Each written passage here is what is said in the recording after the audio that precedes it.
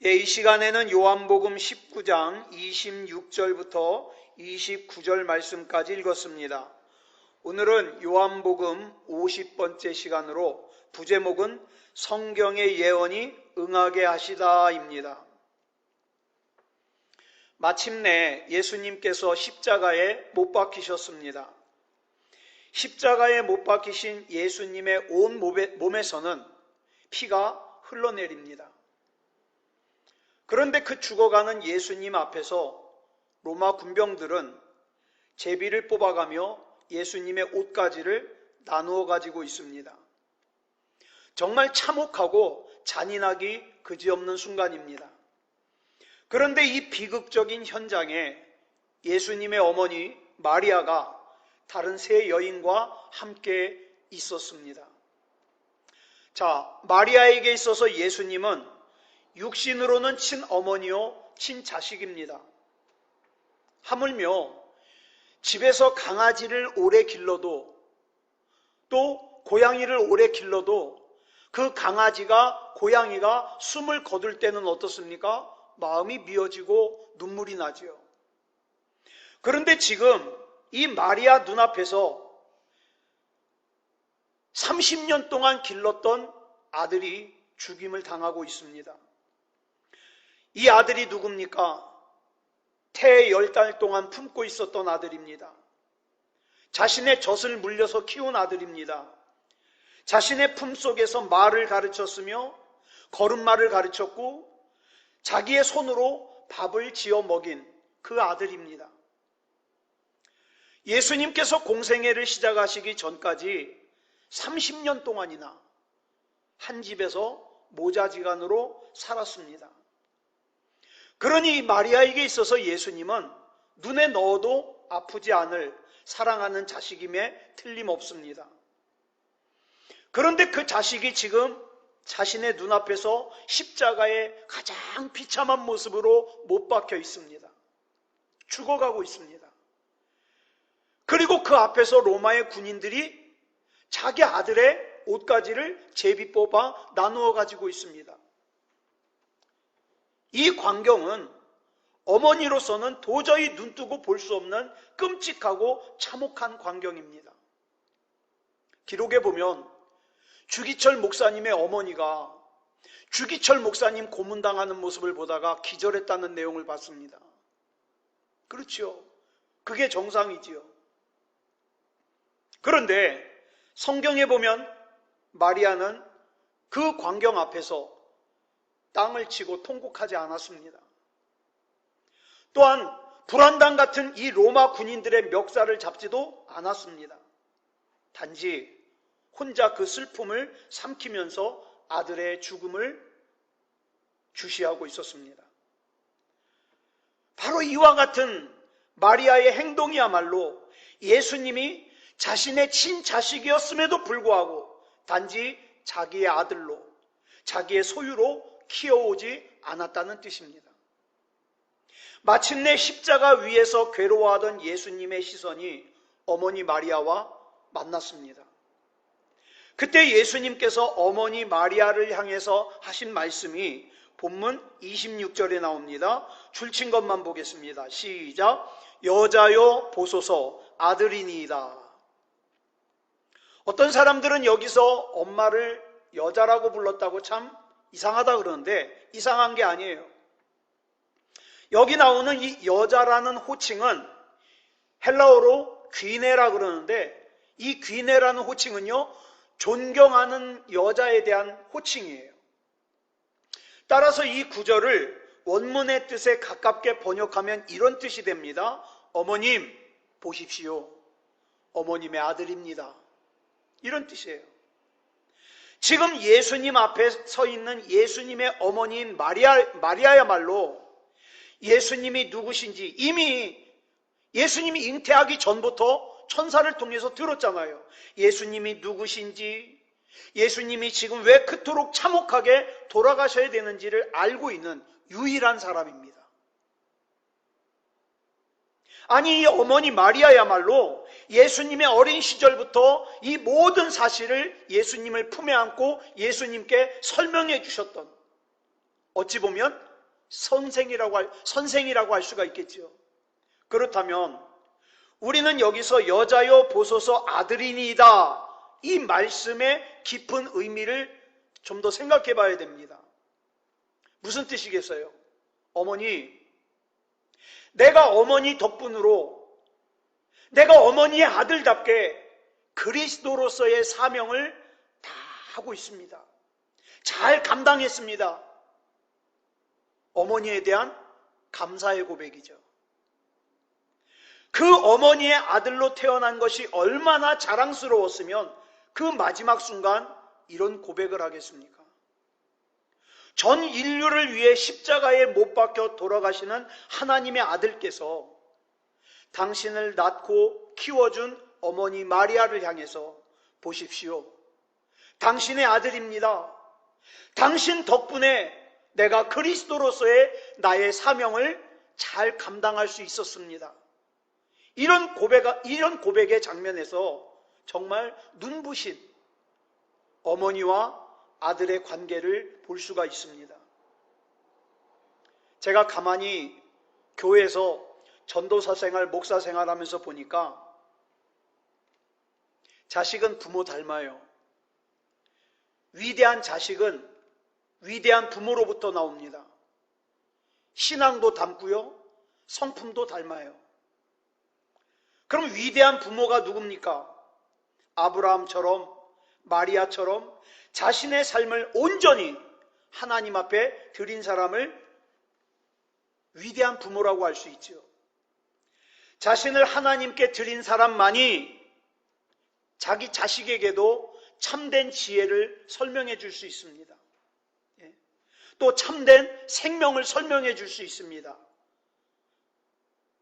이걸 모르니까, 자기 자신을 하나님께 드리지 못했으니까 자식에게 뭘 가르쳐요? 돈 많이 벌어야 된다, 세상에서 높아져야 된다, 이런 거 가르치는 거예요. 진짜 지혜가 뭔지 아니? 진짜 생명이 뭔지 아니? 진짜 진리가 뭔지 아니? 이건 하나님 앞에 드린 사람만이 설명해 줄 수 있는 거죠. 그런 예수님의 어머니 마리아 곁에 또 누가 있었냐? 예수님의 사랑하시는 제자 사도 요한이 있었습니다. 본문 27절 보겠습니다. 시작. 또 그 제자에게 이르시되 보라 내 어머니라 하신대 그때부터 그 제자가 자기 집에 모시니라. 예수님의 제자 사도 요한과 예수님은 친형제가 아닙니다. 그런데도 예수님께서 요한에게 내 어머니라 이렇게 말씀하셨어요.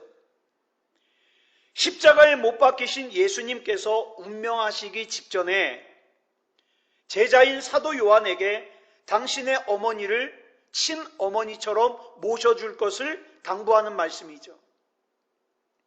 따라서 예수님께서 어머니를 향해서 보소서 아들이니이다 라고 말씀하신 것은 당신 자신이 마리아의 아들이라는 뜻이 아니라 이제 보이는 저기 있는 저 요한이 앞으로 나를 대신해서 어머니의 아들 역할을 할 것이라는 의미, 이렇게 해석하는 것이 일반적인 해석입니다.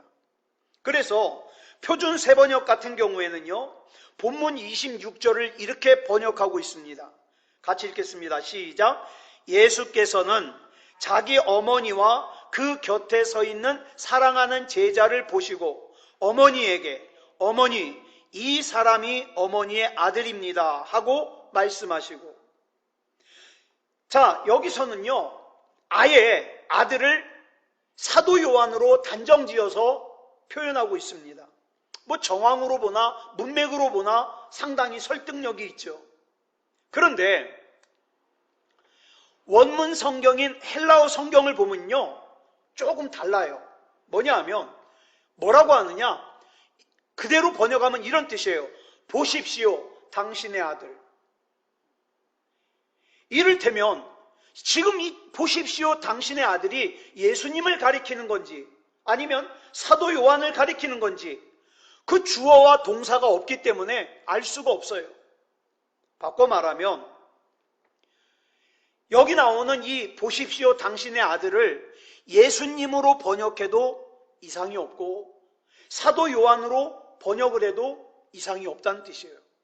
두 번역이 다 가능하다는 뜻입니다. 자, 십자가에 못 박히신 예수님께서는 운명하시기 직전에 사랑하는 제자 요한에게 당신의 어머니 마리아를 가리키면서 보라, 내 어머니라 이렇게 말씀하셨습니다. 이것은 이제 예수님께서 이 세상을 떠나신 후에 요한아, 네가 우리 어머니 좀 네 친어머니처럼 봉양해주지 않겠니? 당부하는 거예요. 이에 대하여 본문 27절이 이렇게 증거하고 있습니다. 시작. 또 그 제자에게 이르시되 보라 내 어머니라 하신대 그때부터 그 제자가 자기 집에 모시니라. 그날부터 제자 요한은 지체 없이 예수님의 어머니 마리아를 자기 집에 모셨습니다. 하루 이틀 모신 게 아니에요. 한 달, 두 달 모신 게 아니에요. 이때부터 기록에 의하면 이 마리아가 장수했어요.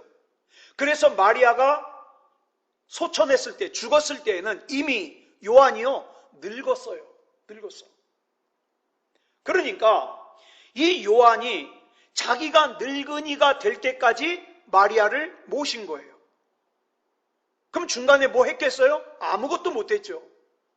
이 사도 요한이 한 거라고는 늙을 때까지 마리아 봉양한 것밖에 없어요. 참 놀라운 일이에요. 세상에서 보면 자기 친어머니도 모시지 않는 자식들이 얼마나 많아요. 그죠? 쉬운 일이 아니에요. 때로는 친부모인데도 뜻이 맞지 않을 때도 있고 마음이 상할 때도 있고 많은 어려움이 있을 수 있어요. 그런데 사도 요한은 자기 어머니도 아닌 마리아를 한평생 모셨어요.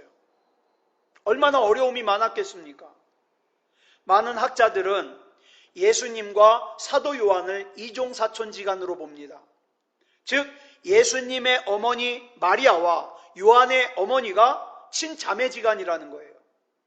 따라서 본문 요한복음 19장 25절에 보면 이모가 나오죠. 이모. 이 이모가 사도 요한의 어머니라고 보는 겁니다. 그렇다면 예수님의 어머니 마리아는 예수님의 이종사촌인 요한에게 이모가 됩니다.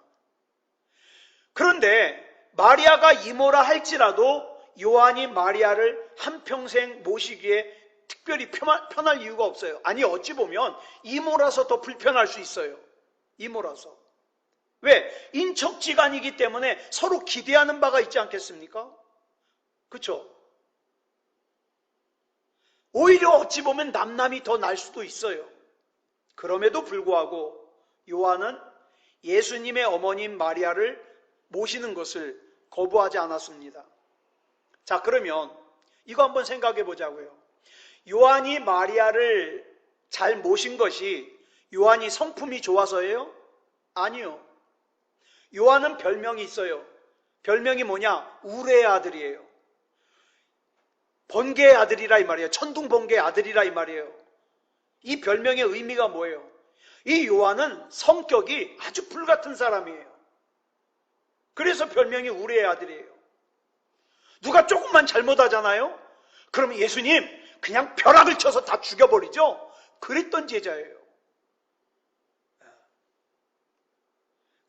게다가 이 사도 요한은요, 예수님께 부당한 청탁을 어머니를 이용해서 은밀하게 할 정도로 이기적인 사람이에요. 다른 제자들은 어찌되든지 나만 예수님께 잘 보이고 예수님이 왕이 되면 나 한 자리 해야지 그랬던 사람이에요.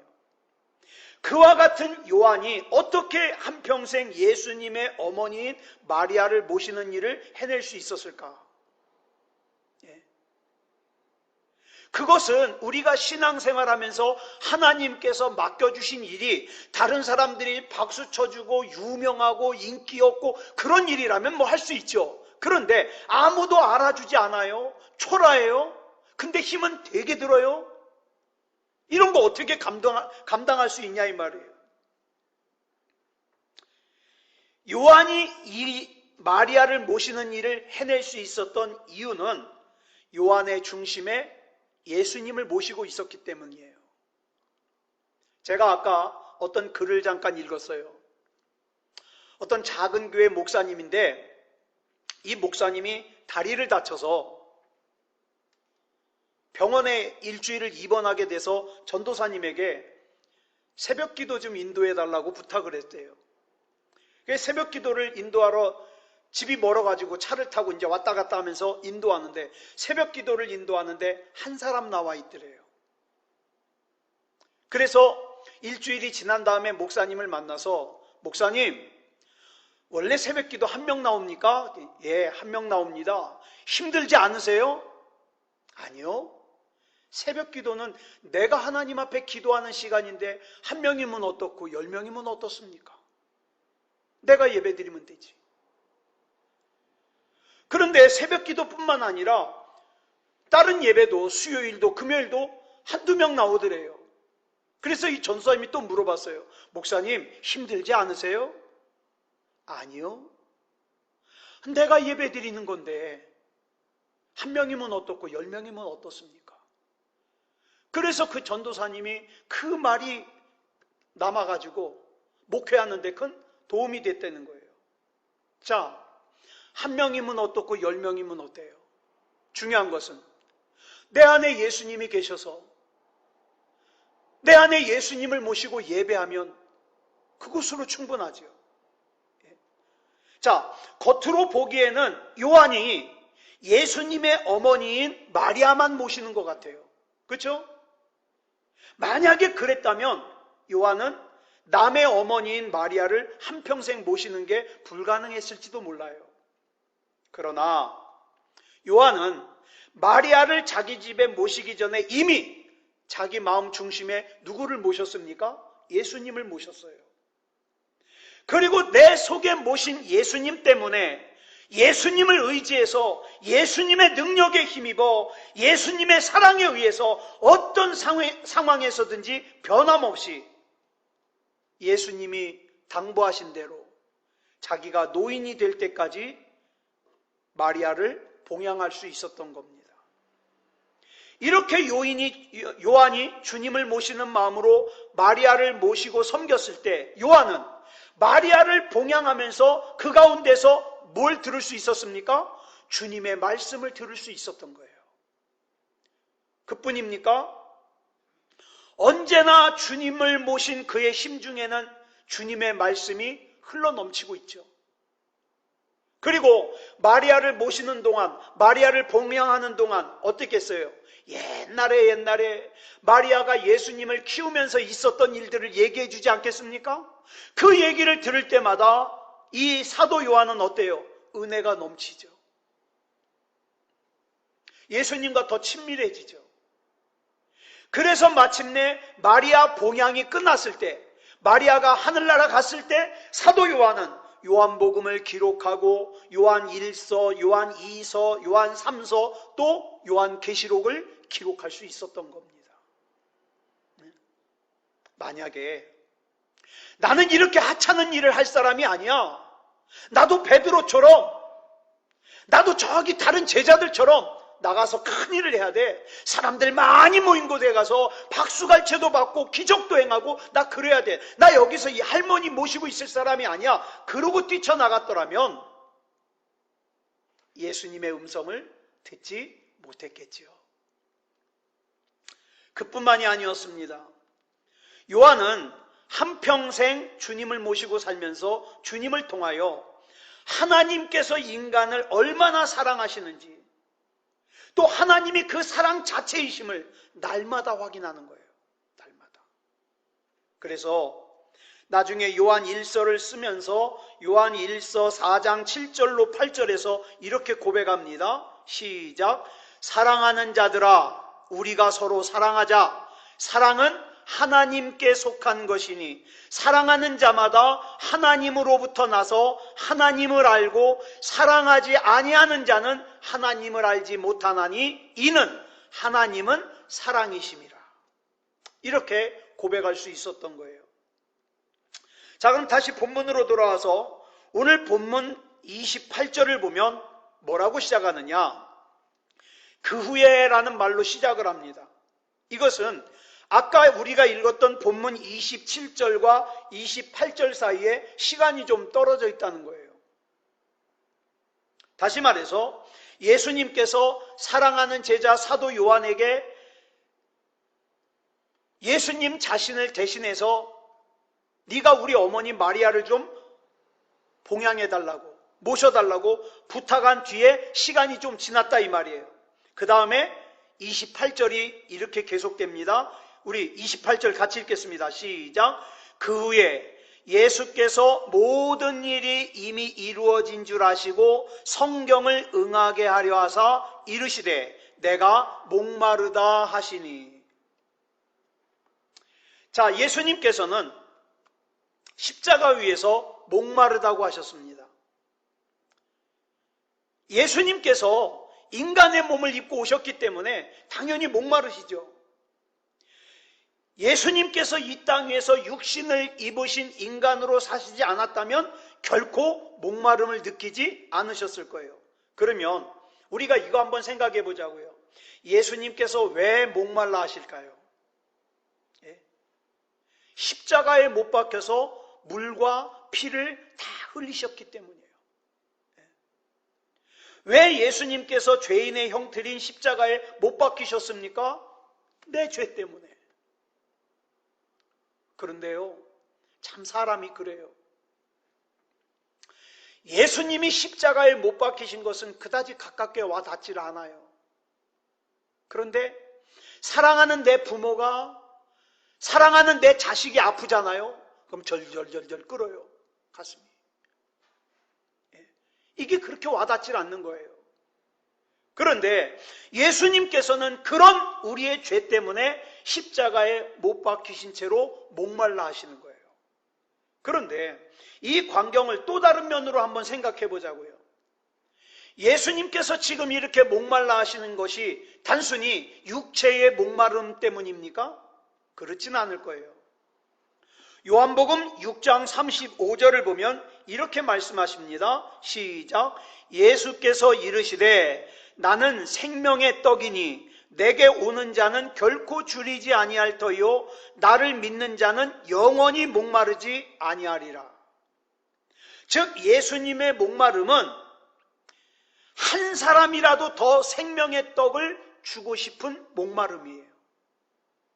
또 예수님의 목마름은 한 사람에게라도 더 영혼의 목마름을 해갈시켜주고 싶은 목마름이에요. 어떻게 예수님께 가면 이 목마르지 않을 수가 있습니까? 예수님께서 이미 나를 대신해서 목말라 주셨기 때문에 그래요. 그래서 요한복음 7장 38절에서 예수님께서 말씀하시기를 뭐라고 말씀하십니까? 시작. 나를 믿는 자는 성경의 이름과 같이 그 배에서 생수의 강이 흘러나오리라. 오늘도 누구든지 예수님 앞에 나아가기만 하면, 예수님의 십자가 앞에 나아가기만 하면 그 배에서 생수의 강이 흘러나와요. 그래서 답답함도 해갈시켜주고, 우울함도 해갈시켜주고, 불안함도 해갈시켜주고, 염려, 걱정도 해갈시켜 주십니다. 그래서 우리는 주님 앞에 날마다 더 가까이 나아가야 되는 거예요. 여기서 목마르다라는 동사 디프사오의 이 또 다른 뜻이 뭐냐면 갈망하다라는 뜻이에요. 우리가 하나님을 목말라 하지 않고 갈망하지 않으면 사람다운 사람으로 살 수가 없어요. 여러분 한번 생각해 보세요. 자기가 교회 다닌다고 하는 사람들 가운데도 예수 그리스도를 갈망하지 않는 사람은 어떻습니까? 세상 사람들과 별 표가 차이가 나지 않게 살아요. 똑같이 죄 짓고, 똑같이 탐욕스럽고, 똑같이 음란하고, 단지 뭐만 달라요? 교회에 왔다 갔다 하는 것만 달라요. 그러니까 우리가 예수 그리스도를 갈망해야 되는 거예요. 시편 기자는요, 시편 42편 1절로 2절에서 하나님을 향한 갈망을 이렇게 고백합니다. 시작. 하나님이여, 사슴이 시냇물을 찾기에 갈급함같이 내 영혼이 주를 찾기에 갈급하니이다. 내 영혼이 하나님 곧 살아계시는 하나님을 갈망하나니 내가 어느 때에 나가서 하나님의 얼굴을 배울까? 이 시인은 사슴이 시냇물을 찾기에 갈급함같이 우리 영혼이 살아계신 하나님을 갈망하지 않고서는 절대로 영적인 존재로 바르게 살 수가 없다. 구원받은 사람답게 바르게 살 수가 없다.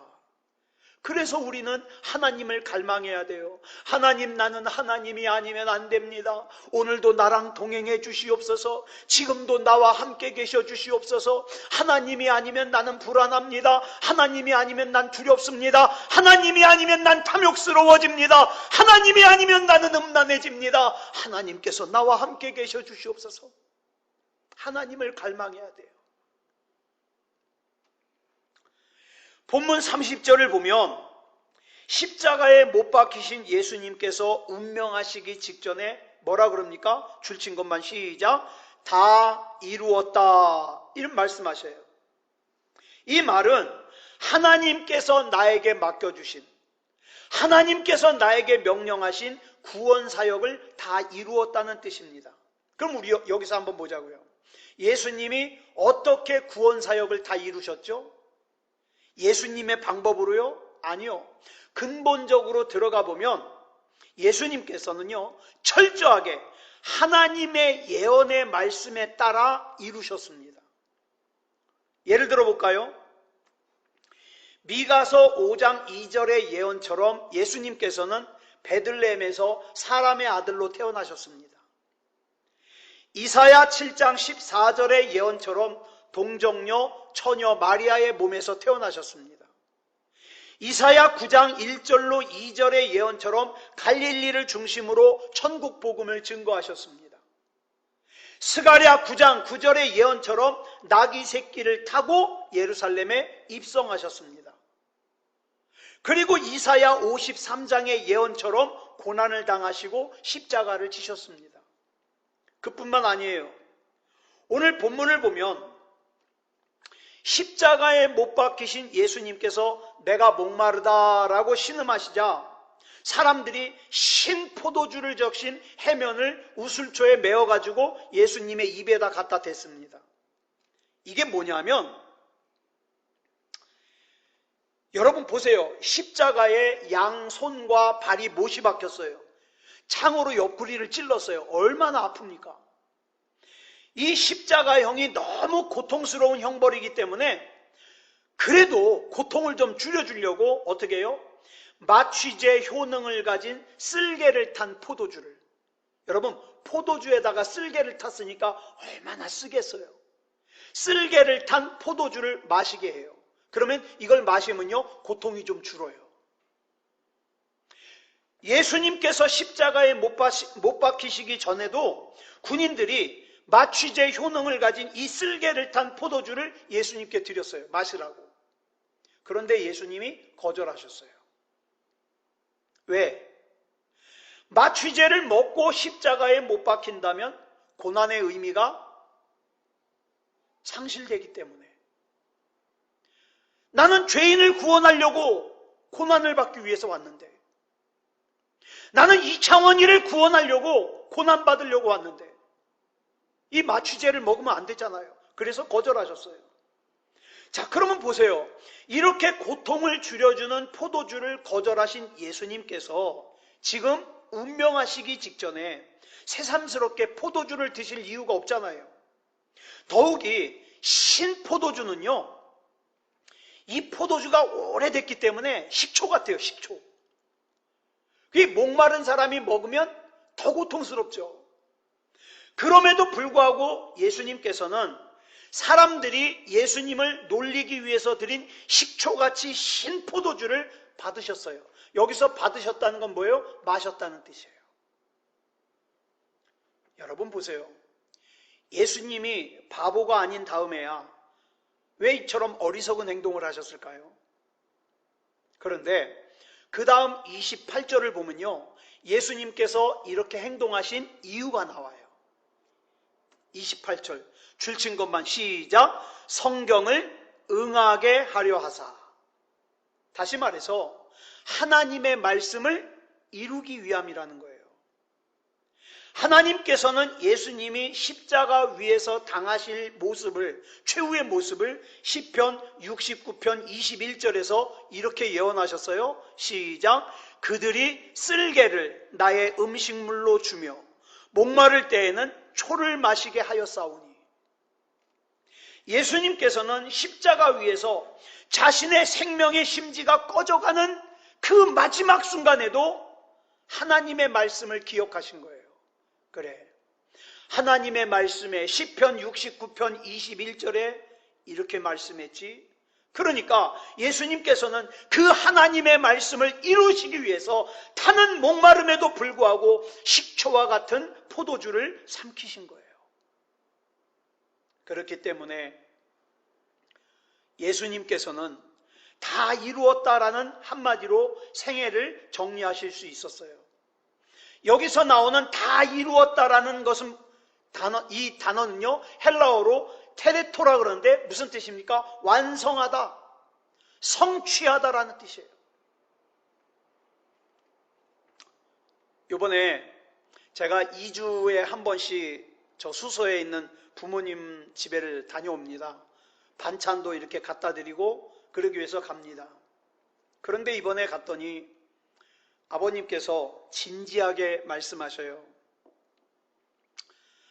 이제 우리가 살 날이 얼마 안 남았으니까 우리가 묻혀야 될 묘자리를 좀 알아봐라 말씀하셔요.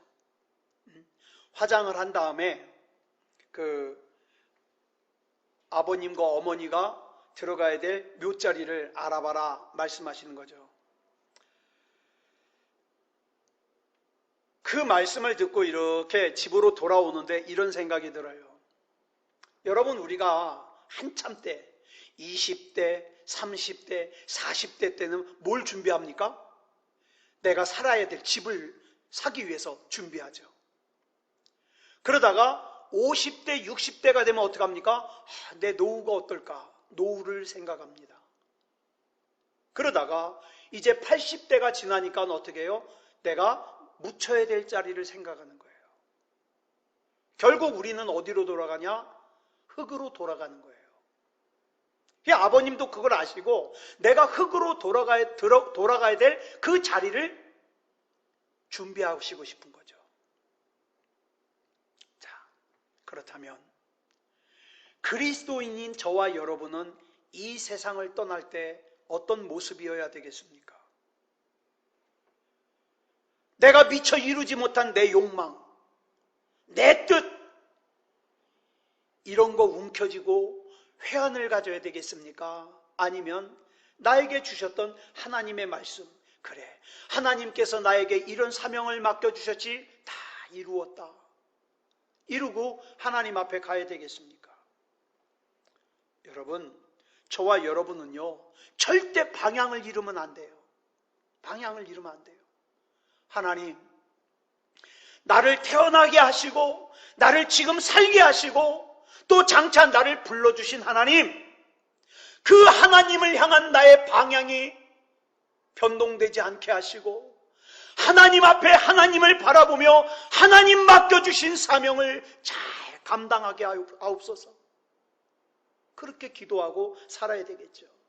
그래서 저와 여러분의 삶을 통해서 하나님의 말씀이 하나라도 성취되는 그런 저와 여러분이 되기를 그리스도 예수님의 이름으로 축복합니다. 기도하겠습니다. 사랑의 아버지 하나님, 감사합니다. 우리 하나님의 은혜 가운데 금요일날 이 시간에는 요한복음의 말씀을 살펴보면서 오늘은 19장에 나오는 십자가를 지신 예수님을 살폈습니다. 사랑의 아버지 하나님, 썩어질 세상에, 아무것도 아닌 세상에 내 마음 한 자락도, 내 욕심 한 자락도 남겨두지 말게 하시고 오직 우리 하나님 앞에 서야 될 내가 하나님 앞에 하나님의 말씀을 이루어가는, 하나님의 말씀을 성취해가는 그런 우리가 되게 해 주시옵소서.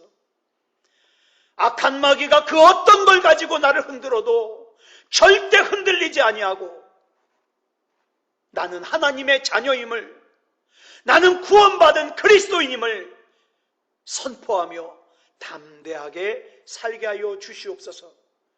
우리 주님께서 붙잡아 주실 믿사오며 그리스도 예수님의 이름으로 간절히 기도드려 싸움나이다. 아멘.